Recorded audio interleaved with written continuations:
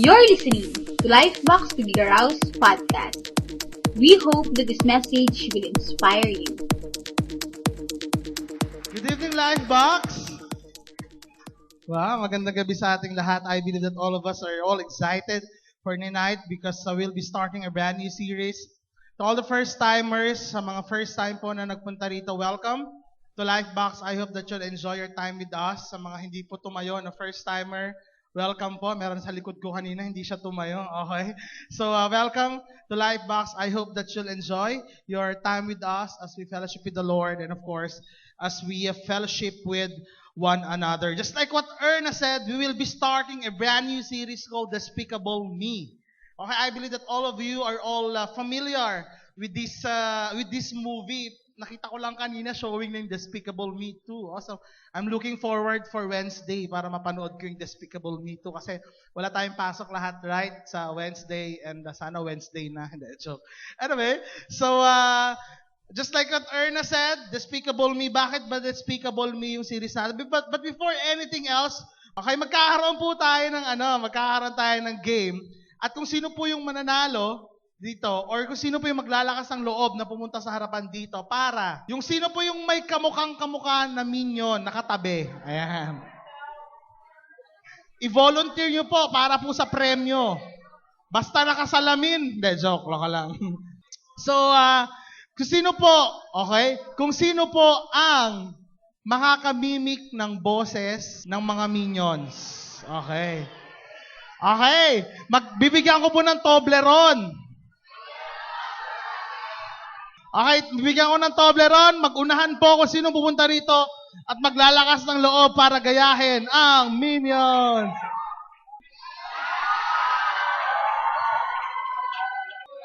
Sige, halika na. Anong pangalan mo muna, bro? Gabi po. Ano? Pangalan mo? Gabi po.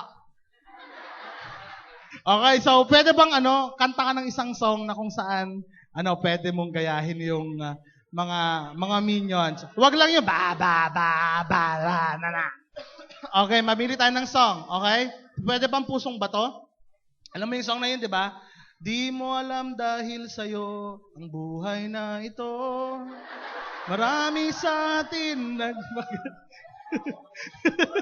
Okay, matahima. Okay, meron bang kahit anong song, mga kahit anong song na pwede mong gayahin? Ay, yung kanta, kahit anong kanta na lang kakantahin mo, ako ay may lobo. Sige na. Happy birthday na lang, bro. Napakadali. Okay, happy birthday. Happy birthday, Minion style. Go. Happy birthday to you. Happy birthday to you. Happy birthday, happy birthday, happy birthday to you. Wow! Actually, mas kuha pa niya yung ngayon kaysa yung kahapon. Parang pero okay yan. Palakpakan naman si Gabi, may Toblerone ka, bro. Ako hindi ko kayang gawin yun. Okay, bibili na lang ako. Anyway, so bakit ba Despicable Me? Ang Despicable po, ang meaning ng Despicable, kung titignan pa natin sa dictionary, deserving hatred and contempt. These are the characters in the Bible na kung saan makikita natin na tipong sila yung parang dapat pandirihan. These are the people na sobrang sama at hindi pwedeng tularan. Kaya po Despicable Me because for the next 5 weeks, we will talk about 5 characters in the Bible that worthy to be despised. 5 characters in the Bible na pag makita mo, ayoko maging katulad niya. Sila yung mga tao ang sasama talaga ng ugali, yung dapat talagang pandirian. Tonight, we'll talk about the thief. Next week, we'll talk about the cheat. That is Zacchaeus, yung napakaliit na tao. Okay? Third week, we'll talk about the filthy, the adulterous woman, yung kabit. Dapat meron ba tayong matututunan sa buhay niya? Yung fourth po is yung the good guy.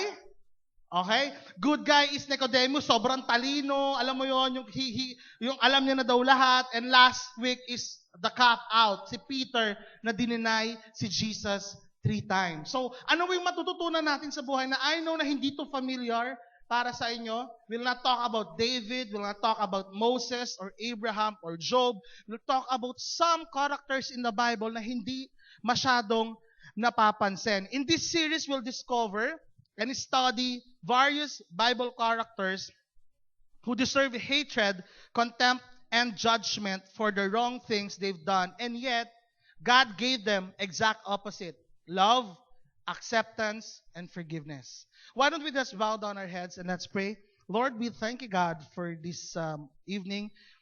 We thank and we honor you, Father God, for the opportunity to share your word. Lord, I pray that you just anoint my lips, anoint our hearts, Lord God, for us to grasp every word that comes out from you.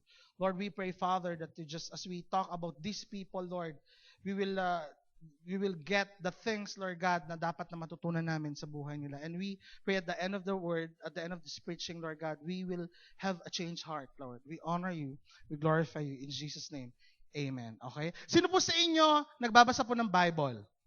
Okay? Di ba sa pagbabasa natin ng Bible, meron pong mga characters doon na kung saan marami pong mga contrast. Di ba? Alam niyo po yung contrast, di ba? Yung pagbate, contrast, ganun. Okay.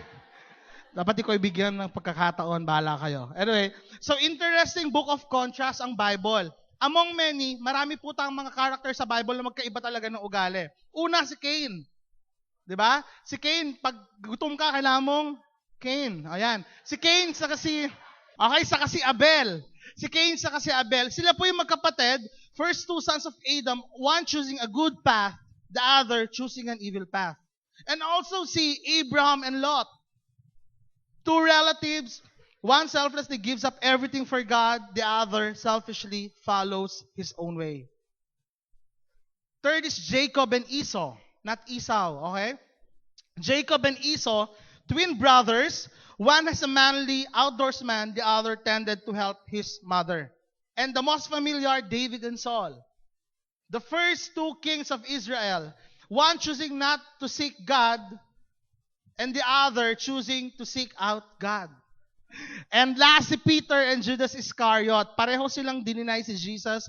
Pareho nag-betray sila kay Jesus. Yung isa, okay? Yung isa po ay nag-betray sa kanya. One sought forgiveness and the other sought suicide. Tonight, let's look on the two thieves in the Bible. Dalawang magnanakaw sa Biblia at ano ang matututunan natin sa buhay nila. Let's see kung ano ang differences nila at similarities nila. But before that, let's see yung movie na Despicable Me. I know every one of you, everybody of you are all familiar with Despicable Me. I've heard the high school girls were just napanood lang po nila yung Despicable 1. Kanina sino yung mga high school girls dito? Oh, yan, okay. So they napanood lang ng Despicable and the mga characters po doon is starting with si Gru. Di ba? Yung Tagalog ng teacher, Gru. Okay? Sabi sa inyo, medyo bainta pa yung mga jokes eh. Okay? Si Gru po, isa po siyang dakilang magnanakaw. At sobrang insecure po siya nung nalaman niya may bago nang magnanakaw, si Vector. Bisaya kasi, kaya Victor dapat. Okay? Si Vector, nagkaroon siya at ang pinakamalaki po niyang ninakaw sa buong buhay niya ay yung Pyramid of Giza na tinago niya sa likod ng bahay niya. Dahil sa sobrang selos, itong si Gru ayaw niyang patalo. Kailangan mas malaki yung kaya niyang nakawin. At alam niyo po ba, ang kaya niya lang ang ninakaw niya lang sa buong buhay niya ay yung replica ng Statue of Liberty. Alam niyo po ba yung replica? Di ba kailangan pag mag-text ka, kailangan mag-replica? Di ba? Okay. So ang nangyari is that, yan lang po yung kanyang nakawin, kaya sabi niya, nagplano siya. Gusto niya ang nanakawin niya yung mapapansin ng mga tao. Ang gusto niya yung nanakawin niya, yung talagang tipong pagkahaguluhan siya ng mga tao, kaya binalak niya nakawin ang buwan. Gusto niyang nakawin ang buwan, may plano siya kung paano niya nakawin. Ako napanood ko ng Despicable Me 1, pero gusto ko ulit siya panoorin, bago ko panoorin ulit yung 2. And the first leg in this series will also talk about two big-time thieves. Dalawa pong big-time thieves. And in fact, their crime was so heinous, they had to be crucified. And let us look the similarities of these two thieves. Ano po yung pagkakapareho ng dalawang magnanakaw na to? Thief 1 and Thief 2, Exhibit A. Deserve the cross. They both deserve the cross. Pareho po silang dapat mapako sa krus. Okay? I forgot to just download yung tatlo sanang pa-download na lang. Tatlong cross, si Jesus, tapos yung dalawa. Ang fifth po ito, na tinutukoy natin, is yung kasama ni Jesus, na napako sa krus sa left, saka sa right niya. Di ba? At just to clarify everything, wala pong pangalan nakasaad sa Bible kung ano po, sino po yung mga yon. Hindi po siya si Hestas at hindi rin po si Dimas, yung isa. Wala po sa Bible at hindi rin po Barabas. Okay? Okay, so wala pong nakasaad. Nakasaad lang po doon is dalawa po silang magnanakaw. And ano yung pagkakapareho ng dalawa? They deserve the cross. Pareho po silang nagkasala. In verse 38 of Matthew 27, in the King James Version, then there were two thieves crucified with him, one on the right hand and another on the left. So sa right hand ni Jesus saka sa left hand niya, may dalawang magnanakaw po na kailangan mapako sa krus. Pag naisip po natin yung krus, di ba parang kung titingnan natin, di ba pag napapadaan tayo sa mga krus, tumatahimik tayo. Yung minsan nga, di ba, may mga iba pa siguro sa atin, sign of the cross pa. Pag nakikita natin yung krus or napapapray, we thought that as we see a cross, it talks about some holiness. Napapahaleluya pa tayo. Alam mo yung tipong every time you see one, napapahaleluya ka. Or yung iba napapayuko, napapasign of the cross, or napapadasal kay God. But as we look on this verse, doon sa binasa natin kanina, hindi po ganon. You will see that it was neither glorious nor holy. It was rather the very opposite of glorious and holy. It was very shameful. Kung noon po, ay kung ngayon, parang titignan natin ang cross very holy, nung panahon po ni Jesus, hindi po ganon ka-holy. Pag ikaw po napako sa krus, ibig sabihin, nakakahiya. Yun po ang pinaka-shameful na pagkamatay ng isang tao.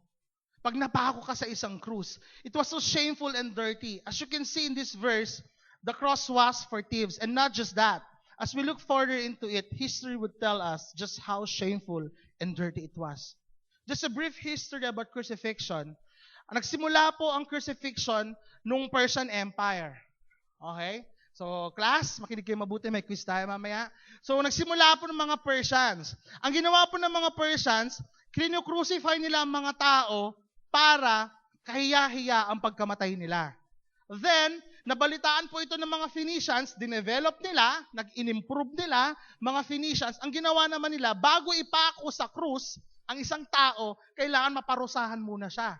Kailangan saktan muna siya. Tapos, nabalitaan naman ng mga Greeks, di ba, mga inggitero lang, okay? Nabalitaan ng mga Greeks at gusto rin nila ng ganyang kaparusahan. Pero, mas mabigat po na kaparusahan comparing from the Phoenicians. Pati po mga Romans. Ang mga Romans po, sila po yung tipong before nila papatayin sa krus, before ipapako sa krus, ang isang tao, kailangan po is parusahan nila na mabuti. Just nung napanood po natin yung kay Jesus Christ, every time we watch Passion of the Christ, makikita po natin doon that really sobra talaga yung pagpaparusa na ginagawa ng mga Romans kay Jesus. And it was so torturous and shameful that even Roman citizens had a hard time saying the word is tauros, which mean cross. Kahit yung word lang na yun, hindi nila mabigkas. Because it was so shameful. Nakakahiya po. Pag ikaw mamatay sa krus, hindi po dapat maging proud. Hindi ka magiging proud. Okay? Hindi ka magiging proud. All of us, same as true with us, all of us deserve the cross. Lahat po tayo deserve the cross. Why? Because we are sinner. We deserve the cross just like the thief 1 and the thief 2. We are all sinners. No one is exempted. Lahat po tayo, one way or another, may kasalanan. Even we do good things, we cannot save ourselves. That's why everything na ginagawa mong mabuti ngayon, apart from Jesus, is just nothing. Apart from Jesus, it's just nothing. Nung una pong pagkakapareho nila, they deserve the cross. Second thing is both of them insulted Jesus. Both of them insulted Jesus. Matthew 27:44. In the same way, rebels who were crucified with him also heaped insults on him. Grabe. Alam mo, they deserve the cross. And sumunod na ginawa nila, they insulted Jesus. Akala ko dati, yung nasa kabila lang, yung nang-insulto kay Jesus. Pero makikita po natin sa Matthew 27:44 that both of them insulted Jesus.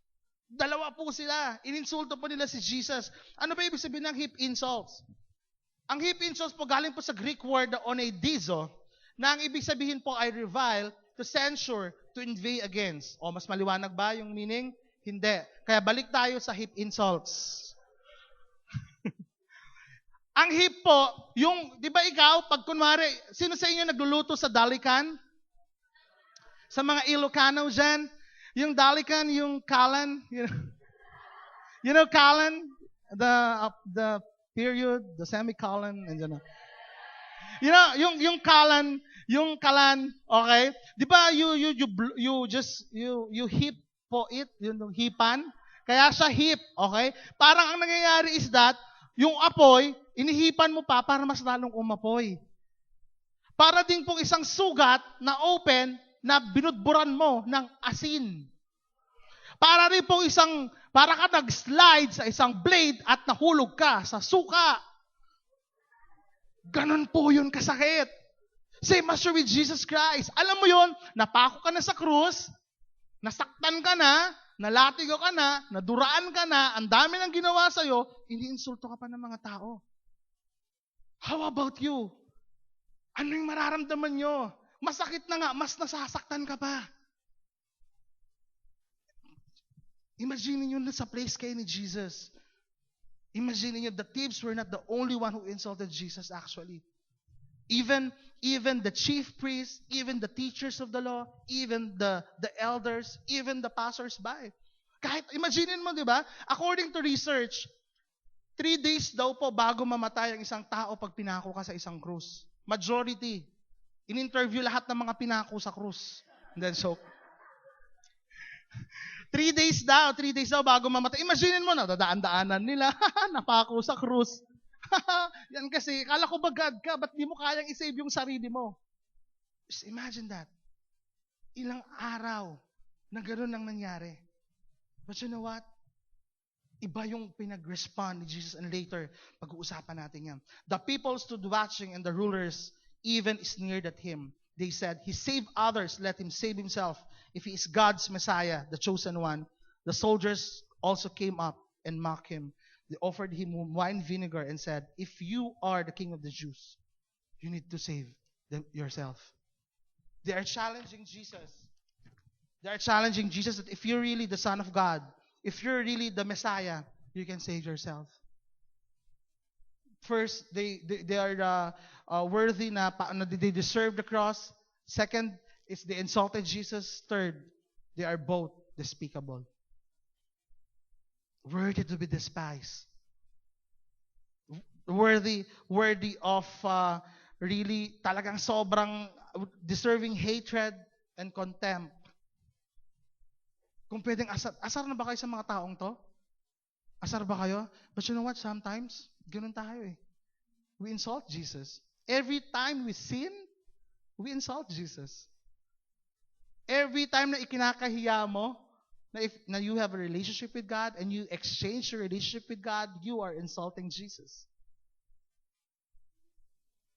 Every time you sin, you exchange your destiny for something that is worth.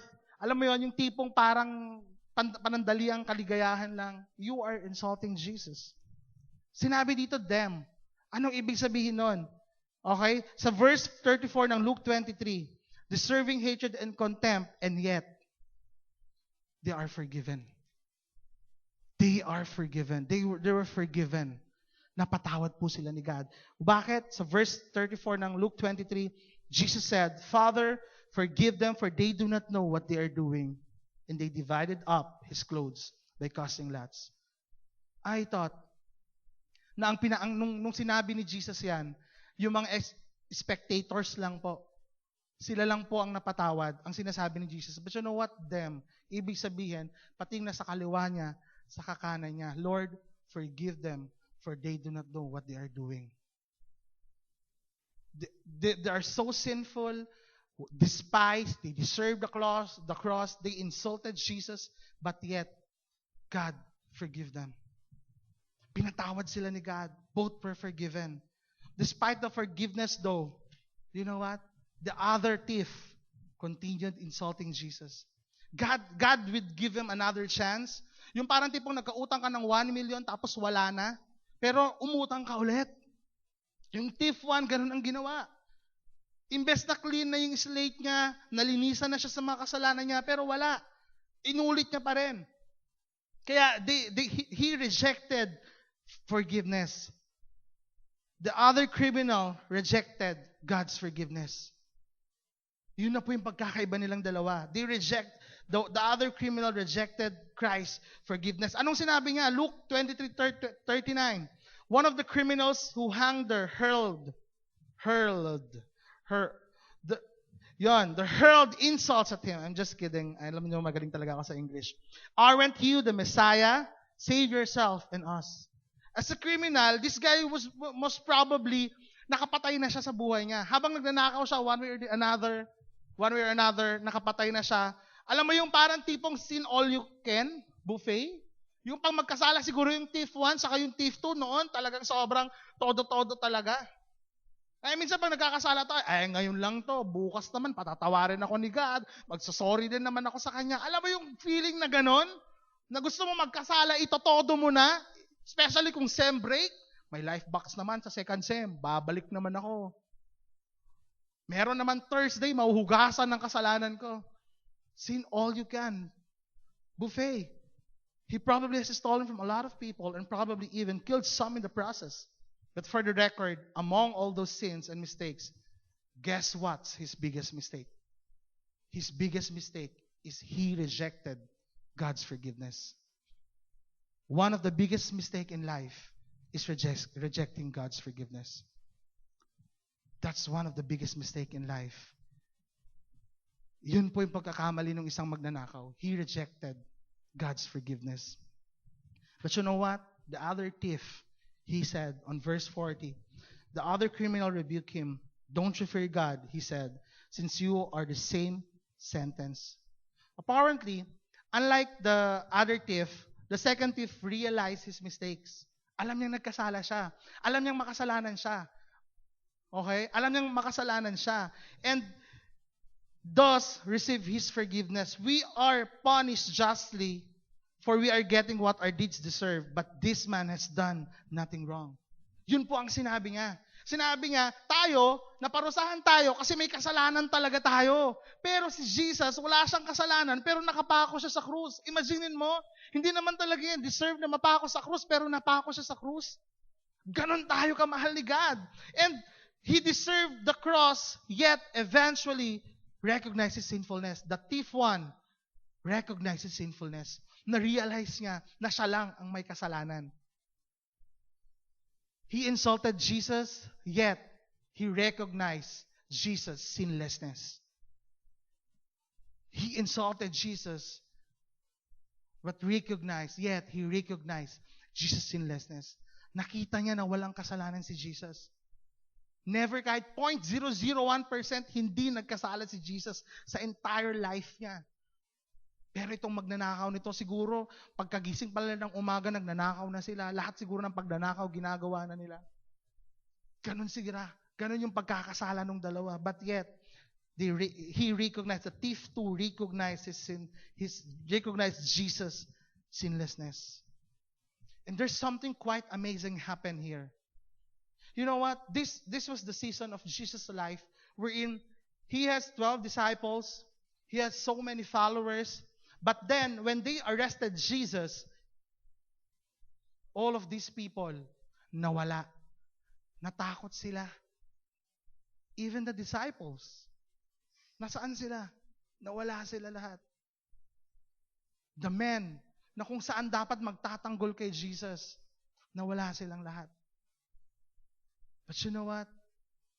At this very hour, I've realized that there's one man who stood up for God, and that is the thief 2. The second thief, he is a sinner. He probably done so many mistakes in life, so many sins in his life. And amidst of all the disbelief, mocking, insulting, rejecting, and fleeing, there was one who chose to believe in Jesus. And it was the second thief. It was the second thief. So amazing that even the most sinful person in the Bible will have an encounter with God.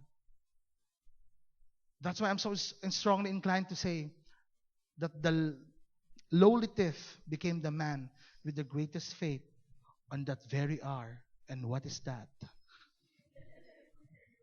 Ano yun?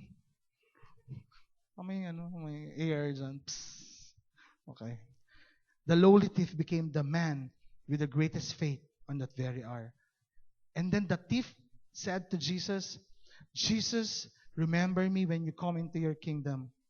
And Jesus replied, truly, I tell you, today, you will be in my paradise. He was not only forgiven, he was also redeemed. He was also redeemed. And you know what? I would like to encourage everyone, if you thought that you don't have a chance for you to change, nakagawian ko na to, kuya eh. Pag-isip ko na umaga, nagmumura na ako. Pag-isip ko na umaga, marumi na talagang utak ko. I cannot give up this relationship. Even you know that it's so immoral. And sometimes, sabi mo parang, kuya, ang hirap naman na ata. I smoke when I grow up. Okay, when I woke up in the morning, when I wake up in the morning, I smoke. Lalo na pag Friday, kuya, ang hirap. You know what? As long as you're still breathing, there's a chance for change. Habang may hininga ka pa, kahit mabaho pang hiningang yan, meron pang pag-asa yan. Pakisabi naman sa katabi mo, kahit mabaho hininga mo, may pag-asa ka.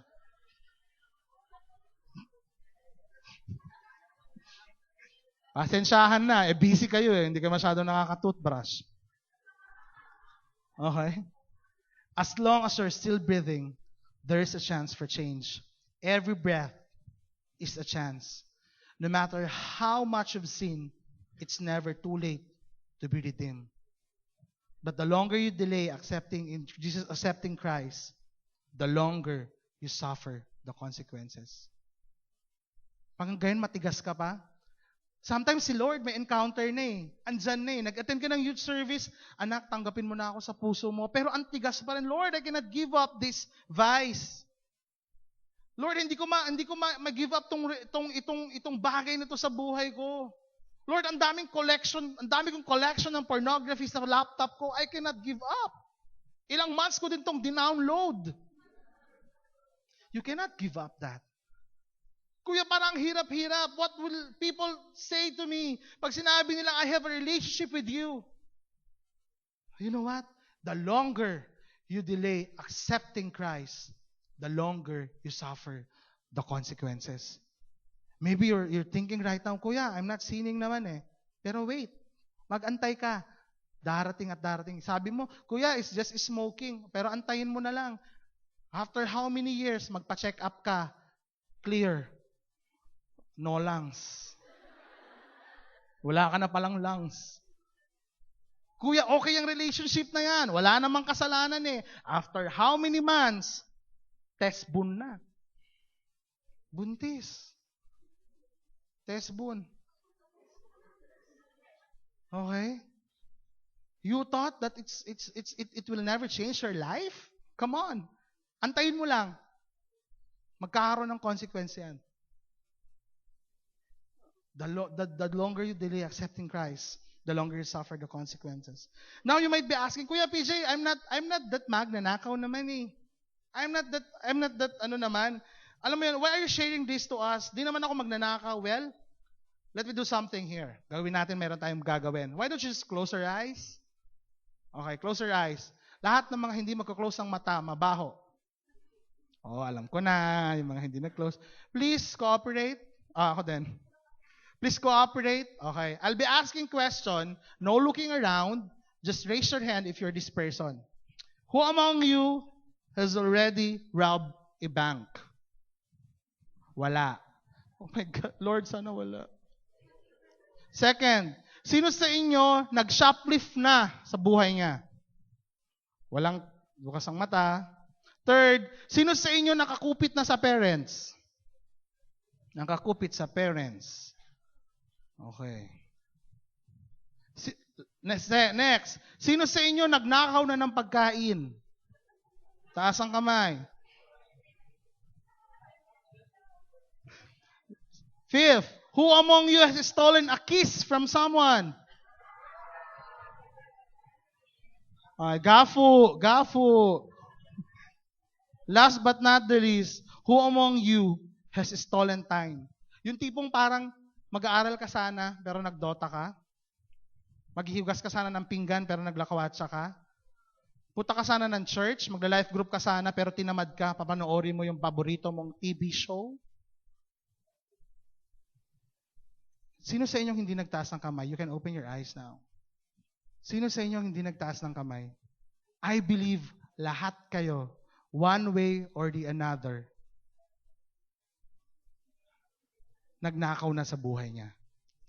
Kaya wag yung sasabihin na, I'm clear with that. I'm clean.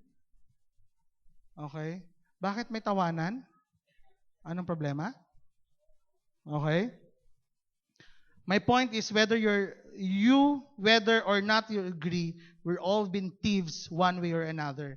That's not even to mention we all lied, we all done selfish things, we disrespected our parents. Marami pa tayong ibang kasalanan ginawa. That's why we will consider ourselves despicable. We are despicable. Worthy to be despised. Worthy of contempt. Worthy of anger. Worthy of insult. We are despised. I just want you to watch this short video as we continue, as I close.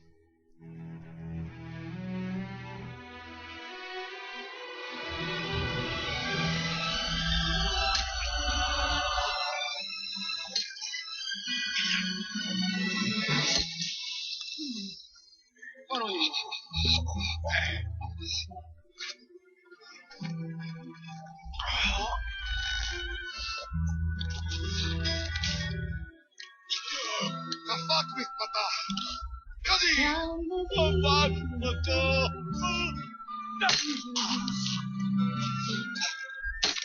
The soldiers tried to clear but the crowd pressed in to see the man condemned to die on the tree.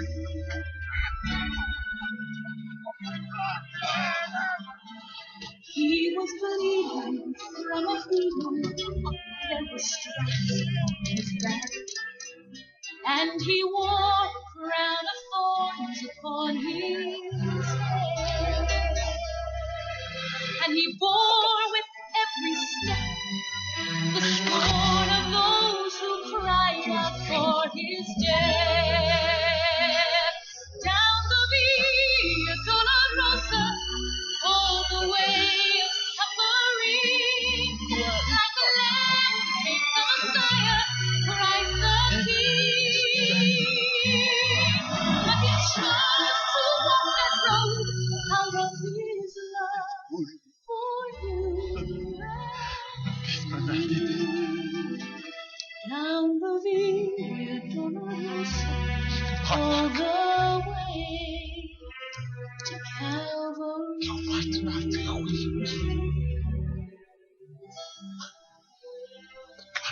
Por la Via Dolorosa, triste día en Jerusalén. know what? Los soldados. As I watch that video, makikita natin that really, we are all deserved. We are despised. We are despicable. It says in the Bible that for the wages of sin is death. Lahat po ng kabayaran ng kasalanan natin ay kamatayan. And we all deserve to go to hell. Every sin na ginagawa natin, may kasalanan. Every kasalanan yan, kailangan maparusahan. And it's so unfair because God is a God of justice. It's so unfair that every sin na ginagawa natin, hindi natin pagbabayaran. Imagine niyo na lang, ilang beses kayo nagkakasala sa isang araw. Just imagine this, you nagkasala ka 10 times a day, you multiply it to 7, you multiply it to 4 para per month, you multiply it to 12. Imagine niyo kung gaano daming kasalanan ang ginawa niyo kay God. And still you are thinking that you will go to heaven? for all those sins na ginawa mo sa Kanya. Every time ininsulto mo siya, every time na kinakahiya mo siya. We all deserve to go to hell. We all sinners. Pakisabi sa katabi mo, mapupunta ka sa impyerno.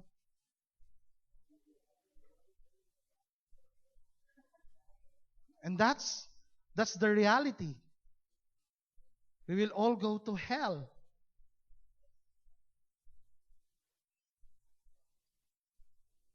At hindi nyo po kaya ang sa hell.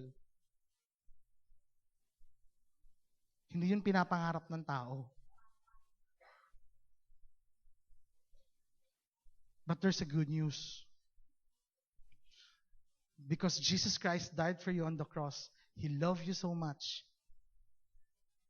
Ganun ka kamahal ni God for you not to go to hell. He loves you so much. Mahal na mahal ka niya. He's not choosing kung ano yung past mo. He's not choosing kung ano yung ginagawa mo ngayon. But you know what? Jesus Christ died for you on the cross. Maybe si God, He revealed so many things in your life right now. Ang dami nang ginagawa sa buhay mo para ma-realize mo yung mga kamalian mo, yung mga kasalanan mo sa buhay, and yet, ini-ignore mo pa rin si God. Ilang beses mo na dapat siyang ma-encounter sa buhay mo, and yet, ini-ignore mo pa rin yung sinasabi niya na, anak, I'm knocking at your heart right now. Please open your heart right now. And I'm going to enter into that heart. Yung August po, 2004, I really can't forget that time when someone invited me here. I'm living a life of despicable talaga eh. I disrespected my parents. Minura ko na sila. In the past, ang dami kong ginawang kasalanan sa kanila. Kung kupit ang pag-uusapan, kota-kota ang pagkukupit ko sa kanila. Cheke-cheke.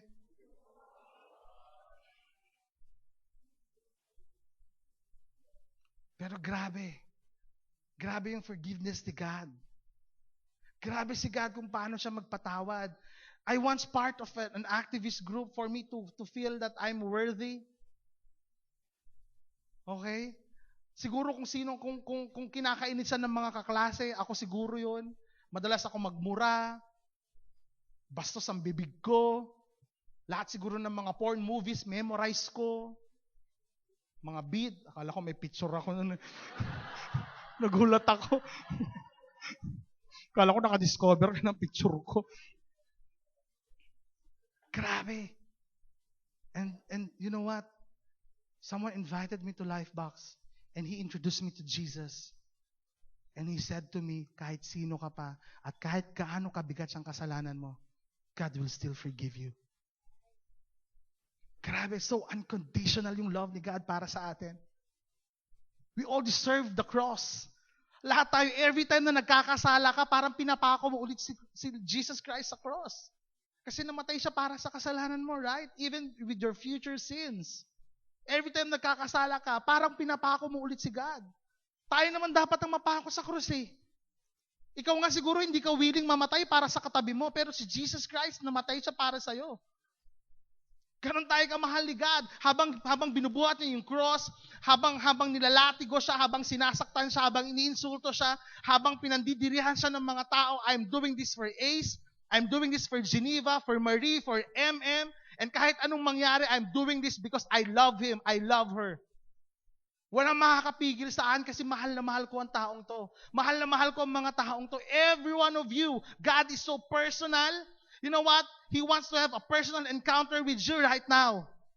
Yun ang gusto mangyari ni God. Ayaw niya na nag-a-attend ka lang dito. You're just going into the crowd. Alam mo yun, kung ano yung ginagawa nila, ginagawa mo. Kung ano yung sinasabi nila, sinasabi mo. Come on, God is saying to you right now, I want to have a personal relationship with you right now because God is a personal God. God loves you so much. Ganun ka kamahal ni God. But the challenge right now is this. All of us, we have our own path. Ito yung path natin ngayon, and we have an option, and we have a choice if we're going to change our path. Gagayahin ba natin yung first thief, or gagayahin natin yung second thief na nagbago yung direction niya? even at the very last hour of his life, I'm so secured. I know nakasama na niyan si Jesus right now. And I know that every one of you, sobrang gustong-gusto mo na. Gusto mo nang sumuko talaga. Lord, this time, isusuko ko na talaga ang buhay ko sa'yo. I will no longer compromise. I will no longer insult you. I will no longer exchange my faith for something that feels better. Beginning right now, Lord, I will obey you. Because you know what? Ano man ang mangyari, mahal na mahal tayo ni God. And so passionately and madly in love with us. Why don't we stand? Let's pray.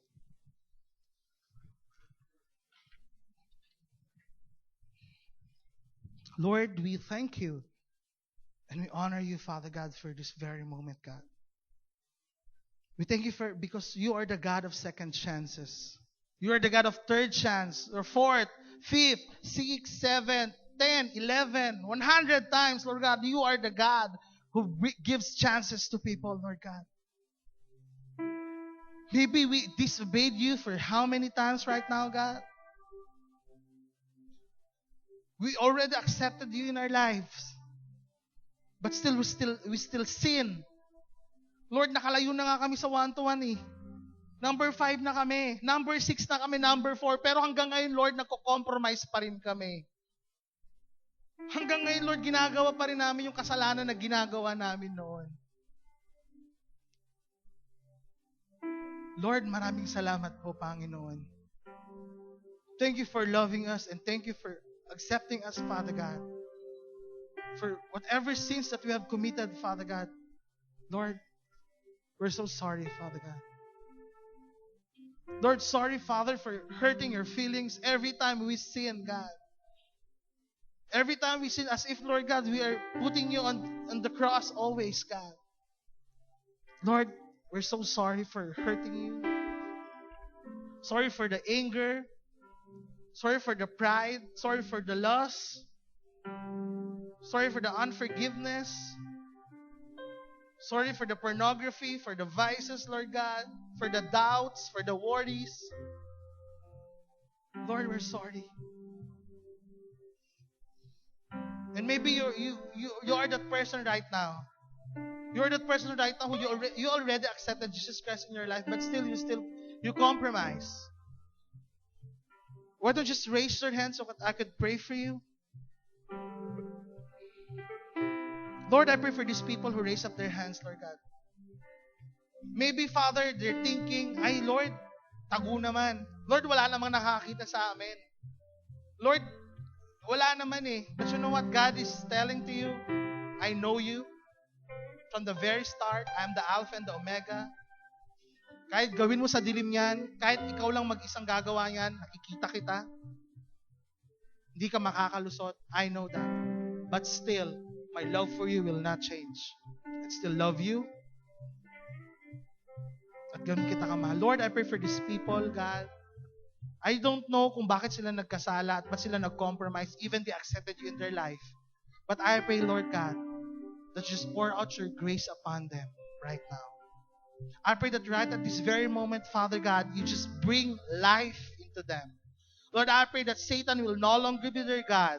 I pray that lust will no longer be their God, Lord God. Wordies, pornographic materials, Lord God, vices will no longer be their gods. I pray, Father God, that you will be their God, Father. I pray that you will refresh them, remind them of the times, Father, of the time, Lord God, that they accepted you in their life, kung gaano po kasarap yung feeling na nabago ng buhay. Lord, I pray, Father God, that you refresh them and you'll be with them, Lord God, for the rest of their life. Help them to obey you and to serve you, Father God. Thank you for their life, Lord God. And there are people here right now, maybe you're a first-timer, you're a second-timer right now, but still, yung puso mo ang tigas-tigas. Ang tagal-tagal na sinasabi ni God sa'yo, anak, I've been running para sobra talaga kahit saan ka magpunta. Alam mo yon, matagal lang kinakatok ni Lord yung heart mo. Sobrang kinakatok na niya. Anak, papasukin mo na ako, huwag ka na matigas ang ulo.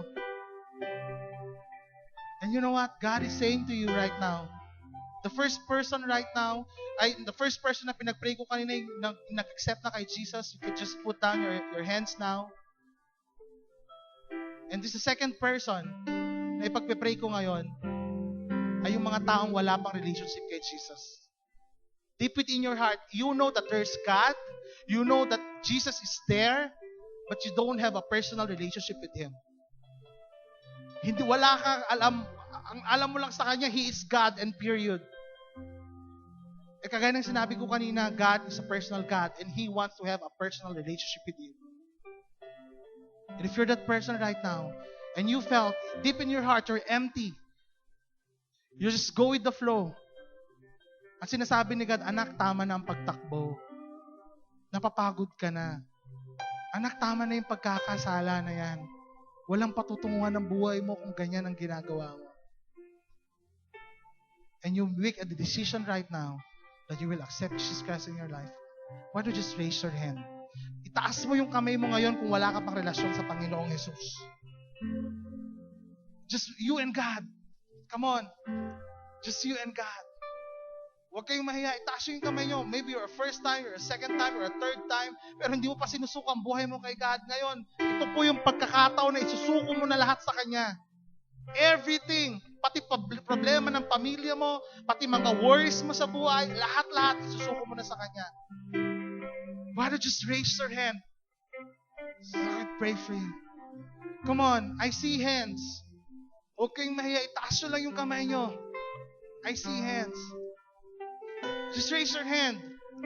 God is knocking at your heart right now. God is knocking at your heart.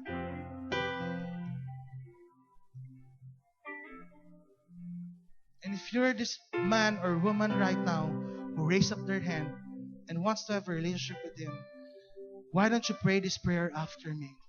Lord Jesus, I acknowledge that I'm a sinner. I am selfish. I always hurt your feelings. I'm doubtful. I always worry. And I sin so much. But I know, Father God, despite of all the things that I've done, you never give up on me. You love me, God. Thank you for loving me. Thank you for choosing me, Father God, despite of my sins. Lord, I know that you died for me on the cross because you love me so much. And right now, Lord, I'm sorry for all my sins. Sa isip pa man ito, Panginoon, sa salita, sa puso, sa action, everything, God, I'm sorry. Beginning right now, God, I will accept you as my Lord, Master, and Savior. Help me to love you, serve you, and obey you for the rest of my life. In Jesus' name. And Lord, I pray for these people who just accepted you in their life. It says in the Bible, therefore, if anyone is in Christ, he is a new creation. The old is gone, the new has come. Maybe as you enter in this house, as you enter in this building, ikaw yung old identity mo, and right now, embrace your new identity in Christ. You are His son right now. You are His daughter right now. And He loves you so much. And whatever things na prepare ng kaaway para sa you right now, I know that you'll be able to surpass it because God is with you. God loves you so much. And God died for you so that you will become victorious. I pray, Lord, that you just help them with their walk with you. I pray, Father God, that they will continue to acknowledge you, Father God, that they will continue to love you for the rest of their life. Help these people, Father God. Be with them. In Jesus' name, amen.